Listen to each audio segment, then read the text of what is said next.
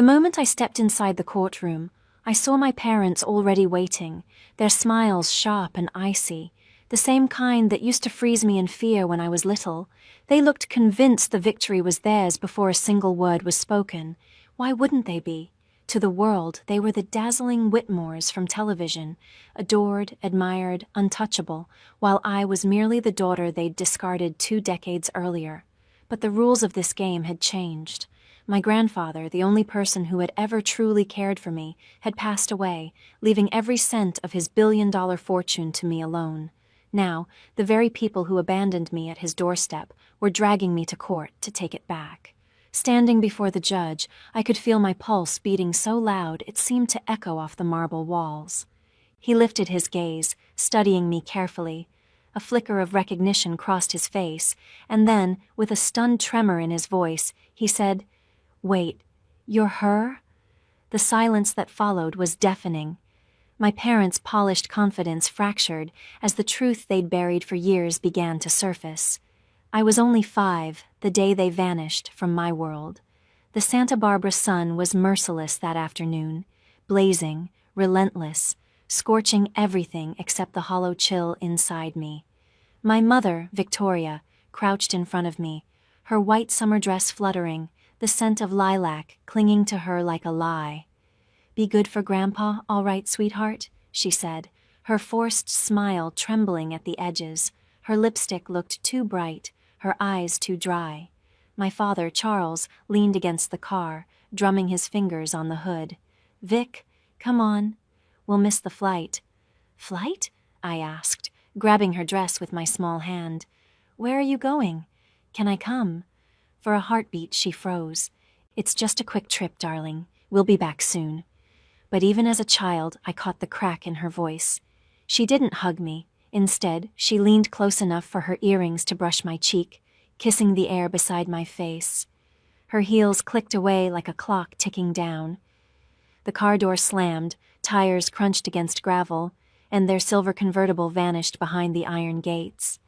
I chased after it until my breath tore in my chest, until my legs gave up. The smell of dust and gasoline hung heavy in the air. I called out to them, but only the wind and faraway seagulls answered.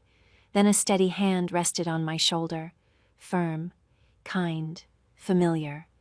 Grandpa Henry knelt beside me, his presence quiet but solid. He never spoke in haste. His words always carried meaning. His gray eyes gentled as he brushed the dirt from my knees. "They don't understand what they've lost, my dear," he whispered, his voice trembling with sorrow and love. He paused, tilting my chin upward until our eyes met. "You'll never be unwanted again," he said softly, before lifting me into his arms as if I were weightless and carrying me back toward the mansion. My head rested on his shoulder, and the rhythm of his heartbeat steadied the fear still pulsing inside me. That was the first moment that felt safe all day. Later that night, I sat in the vast kitchen, my legs swinging above the tiled floor while he stood by the stove making cocoa himself. No staff, no formality, just him. "Extra marshmallows, right?" he asked, smiling faintly. I nodded, tears blurring my vision. When he tucked me into bed, the house seemed too large, too still. The slow, steady tick of the grandfather clock echoed like the footsteps of people who would never return. "Will they come back?" I whispered. He hesitated, then ran a gentle hand through my hair. "Some doors, my dear Emma once closed, should remain shut." Before switching off the lamp, he added quietly, "You'll never have to chase love again. From now on, it lives right here." In the dim light, I clung to his hand and believed every word. That was the night I stopped waiting for my parents and started belonging to someone who truly stayed. Life with Grandpa Henry bore no resemblance to the movies about billionaires. His estate perched on the cliffs of Santa Barbara, gazing out over the Pacific like a silent sentinel. Inside, though, there were no lavish galas or servants bustling about. The rhythm of the house was calm, precise, and filled with meaning. Every morning at 6, his gentle knock woke me. "Up, Emma. The world doesn't wait for those who linger," he'd remind me. I would shuffle to the kitchen, where he sat already with black coffee and the morning paper spread wide. "Read this," he'd say, tapping a headline. "Then tell me what they're not telling us." At first, I barely understood, a little girl trying to finish her breakfast.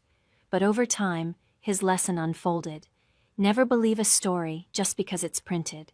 Truth, he said, hides beneath the surface, waiting for those who dare to dig for it. He was the founder of Whitmore Industries, a vast network of shipping and logistics that tied nations together.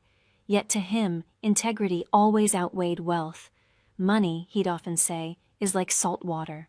The more you drink, the thirstier you become. So make sure what you crave is worth it. I watched the world bend toward him, politicians eager for his handshake, lawyers seeking his wisdom, employees driven not to disappoint.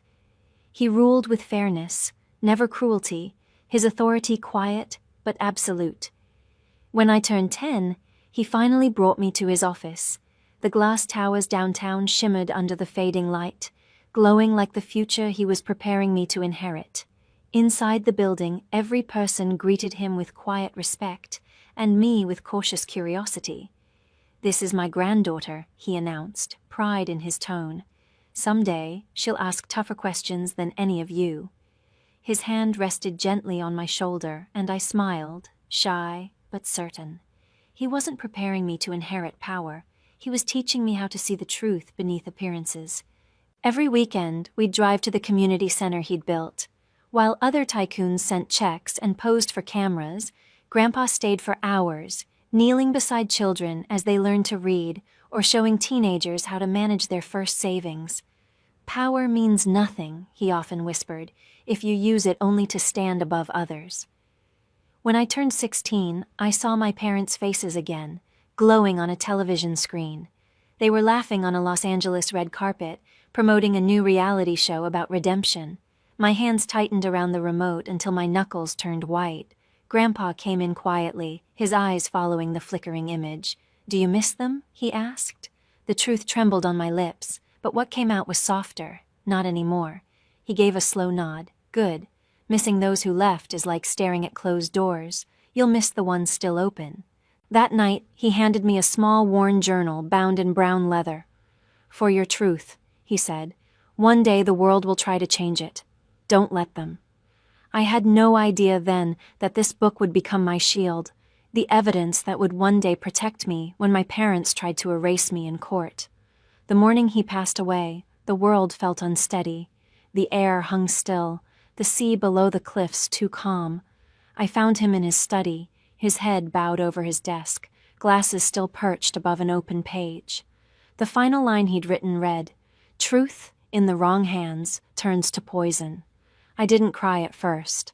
I just stood frozen, staring at the man who had filled every void in my life. Then the grief broke through, sharp and relentless.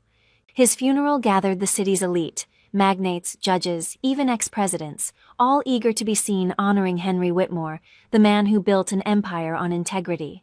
But I wanted none of that. I just wanted one more hour with him, one more of his lessons, one more warm cup of cocoa on a rainy evening. And then I saw them. My parents stood near the front, dressed in sleek black, faces hidden behind designer sunglasses. My mother, Victoria, dabbed her eyes with a lace handkerchief, her tears as artificial as her smile. My father, Charles, looked detached, impatient, like the service was keeping him from something better. When the ceremony ended, they came toward me, the first time in 22 years. "Emma," my mother said softly, tilting her head, "you've grown so much." I took a step back, meeting her painted face with a steady gaze. "You remembered my name." Her smile faltered for a second before she forced it back. "We're family," she said lightly. "We should reconnect." "Family?" I repeated, the word tasting bitter. "You left me with him like I was baggage too heavy to keep." Charles' expression hardened, his jaw clenching. "You always did have a flair for drama." Before I could reply, Henry's attorney, Mr. Samuel Briggs, appeared in the doorway and announced that everyone should gather in the estate office for the reading of the will. A low murmur rippled through the guests as they filed inside. My pulse pounded so loudly I could hear it in my ears. Samuel cleared his throat and began to read. The late Judge Henry Whitmore leaves all properties, including the Whitmore residence, corporate assets and financial holdings, to his granddaughter, Emma Whitmore. The silence that followed was absolute. My mother gasped audibly. "That's not possible," she stammered. Charles slammed his hand on the polished table. He was old. He wasn't in his right mind. But Samuel didn't waver. He also left a written message for his son and daughter-in-law, he said, his tone steady. It reads, "Those who abandon truth for comfort have already surrendered their inheritance." Victoria's lips trembled. "He can't do this. We're his children." Samuel met her eyes without flinching. "He already gave you everything that mattered, a chance to be decent. You chose to waste it." I stood motionless, my fingers gripping the table's edge until they ached. For the first time, I saw my parents stripped bare, their polish gone, their charm unraveling in front of everyone. When the crowd began to drift away, my mother turned toward me, her voice low and venomous. "You'll regret this, Emma. You don't deserve a single piece of what he built." I met her stare evenly. "Neither do you." Outside, the wind roared through the gates, scattering white petals from the funeral wreaths across the gravel. In that moment, I understood that grief and greed often arrive together. And in the whisper of the wind, I could almost hear Grandpa's voice. "Stand tall, Emma. The truth always reaches back." It began again a week later, with a thick white envelope waiting on my doorstep. No sender, just my name written in bold, unmistakable handwriting, Emma Whitmore. I tore it open, expecting sympathy cards. Instead, my eyes froze on the heading, Notice of Civil Action. Below it, the words hit like a blade. Charles and Victoria Whitmore versus Emma Whitmore, claim of undue influence. For several seconds, I couldn't move. My hands trembled so violently that the papers slipped from my grasp. My own parents were taking me to court, accusing me of deceiving the only man who had ever loved me into giving me everything he owned. Within hours, the story exploded. By evening, every headline screamed the same scandal. Billionaire's granddaughter sued by estranged parents for $1.6 billion estate. Paparazzi swarmed outside the gates, camera flashes slicing through the dark like bursts of lightning.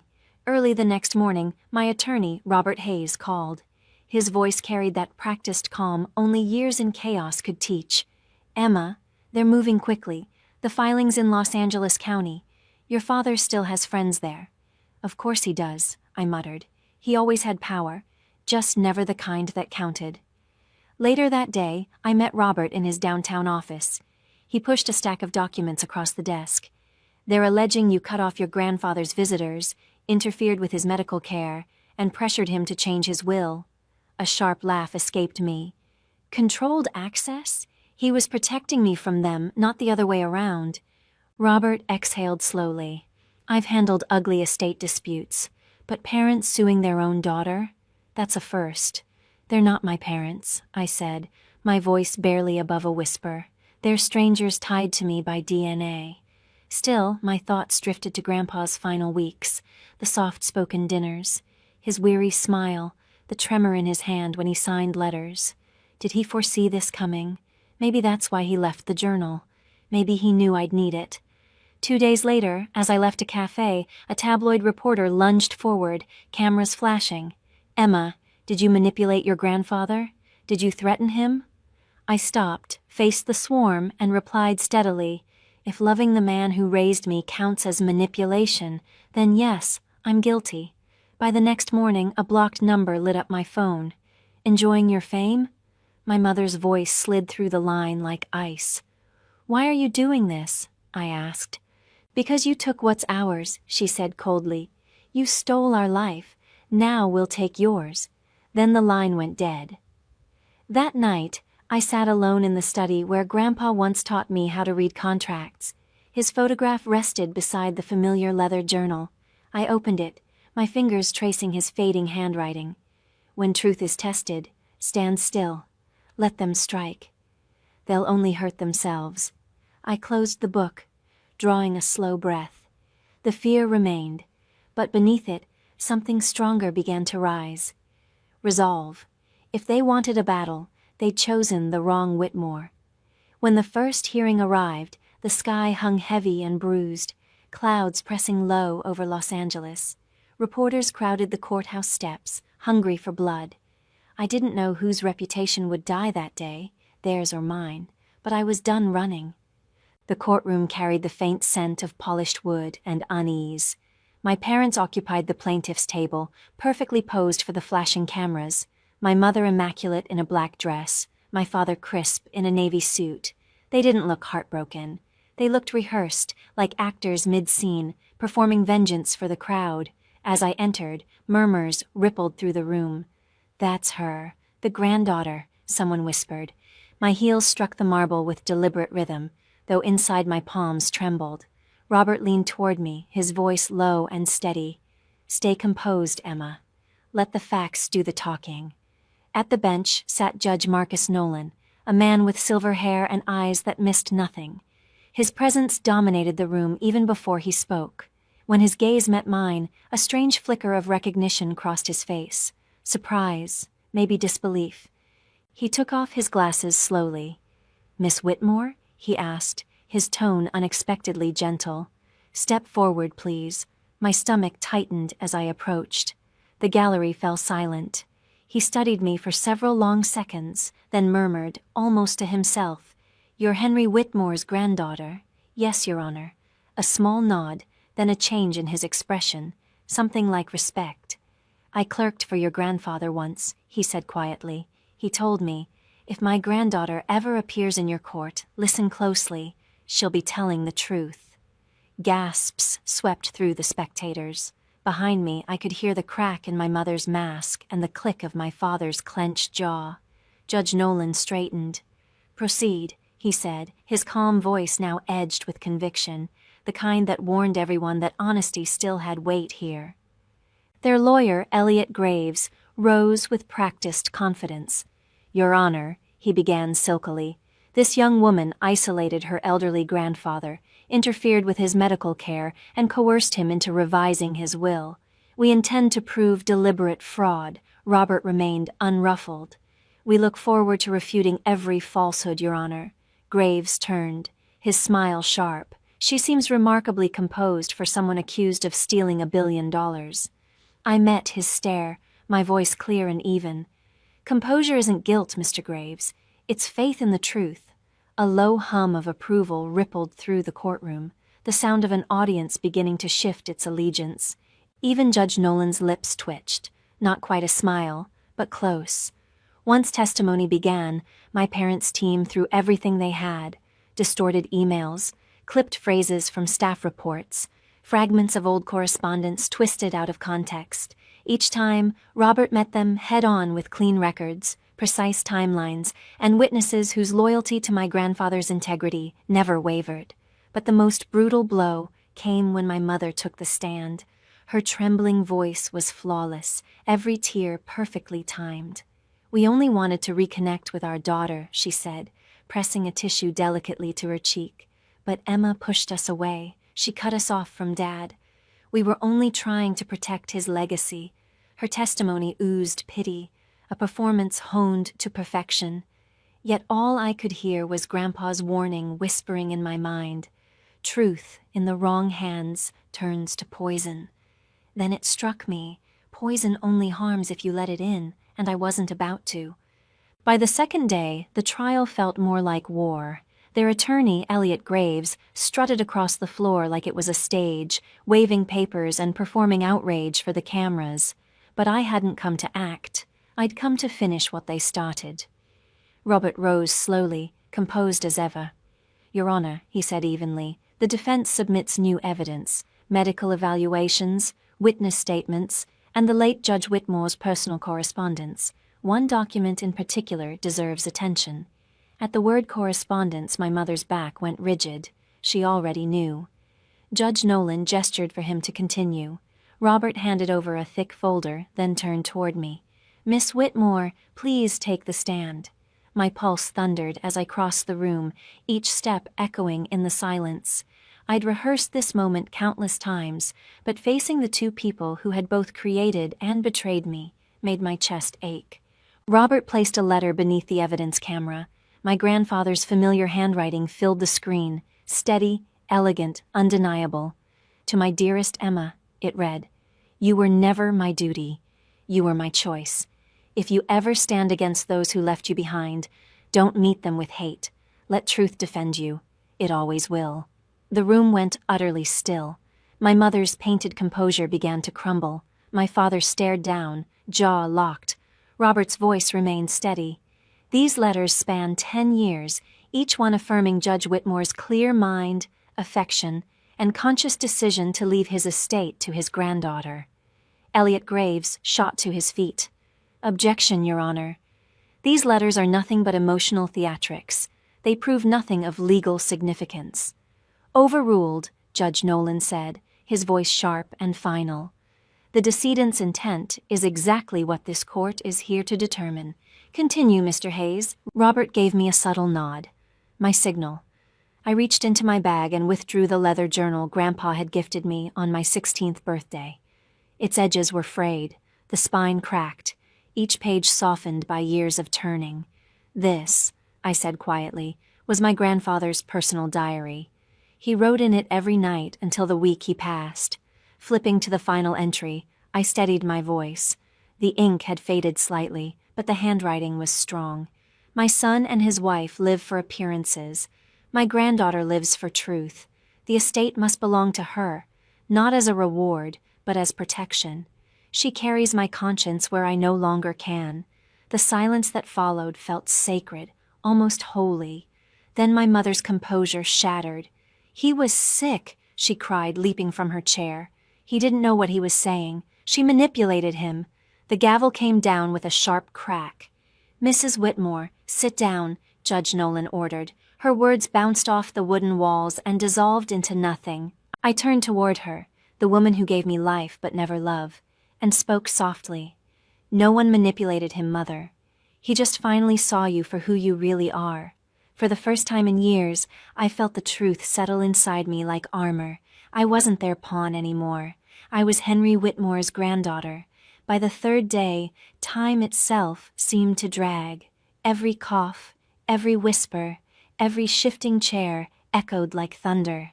I sat at the defense table, fingers locked tightly together, eyes forward. Across the aisle, my parents whispered frantically to their lawyer, their practiced confidence crumbling. Then the door opened. Judge Nolan entered, robes sweeping, his face unreadable.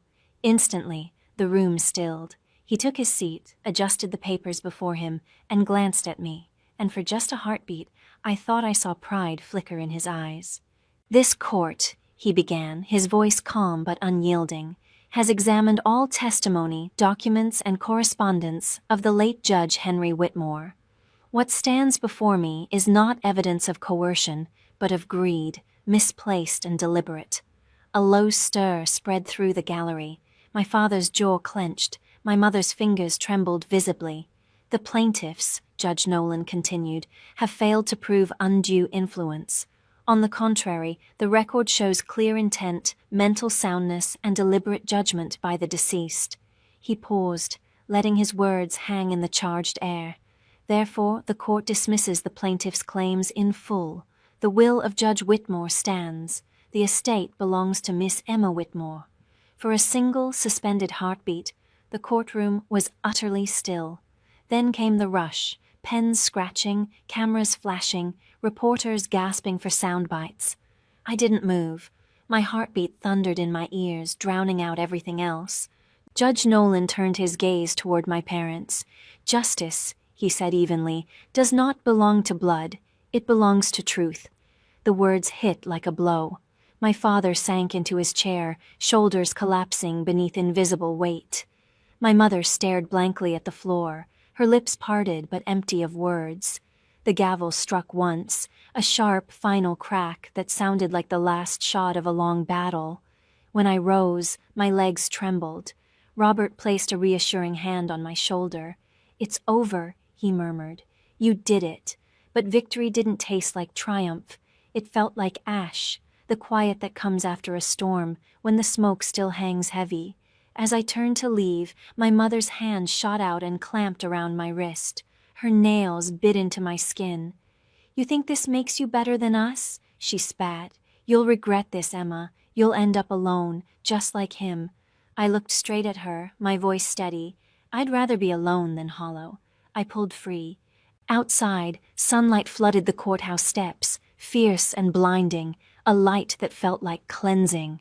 The press surged forward, microphones thrust toward me, voices overlapping in a blur of noise. How does it feel to win? What will you do with the money? I paused halfway down the stairs, the wind off the Pacific tugging at my hair. It wasn't about money, I said quietly, just enough for every camera to hear. It was about truth. That night, I sat in the study beneath Grandpa's portrait, the verdict papers resting beside me.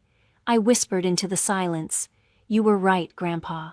Truth really does have long arms." And today, it finally reached back. Weeks drifted by after the ruling, but peace didn't come easy. The media frenzy faded, the headlines moved on, yet the quiet that followed felt louder than ever.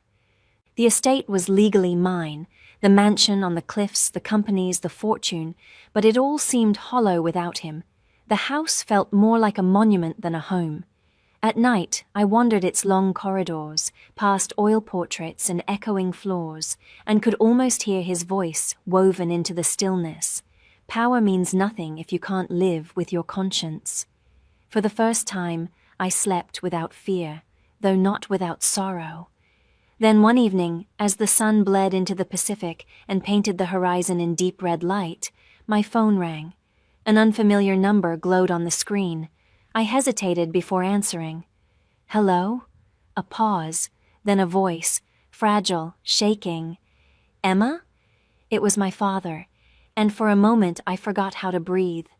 The same man who had thundered accusations across a courtroom now spoke in a voice barely above a whisper, fragile, almost breaking.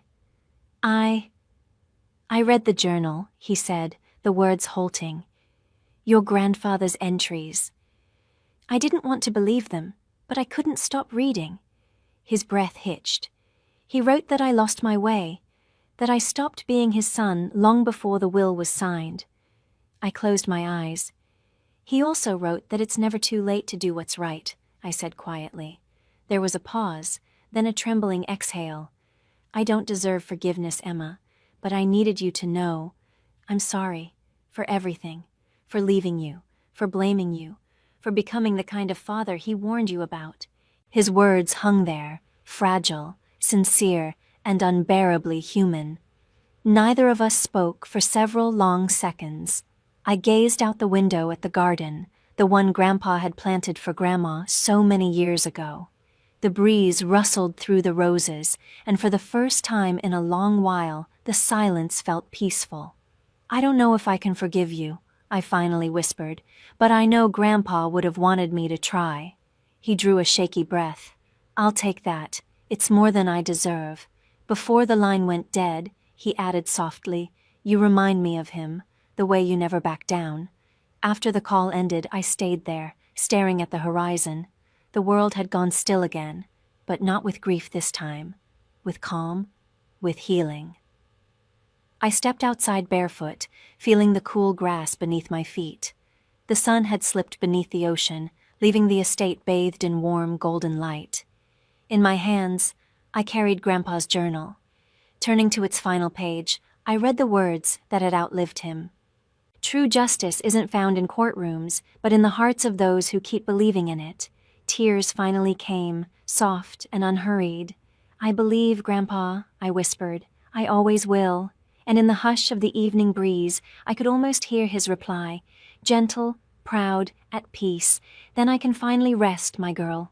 As the ocean wind drifted through the roses, it struck me with quiet clarity. Justice had been won long ago, but forgiveness, that was the real inheritance he'd left behind.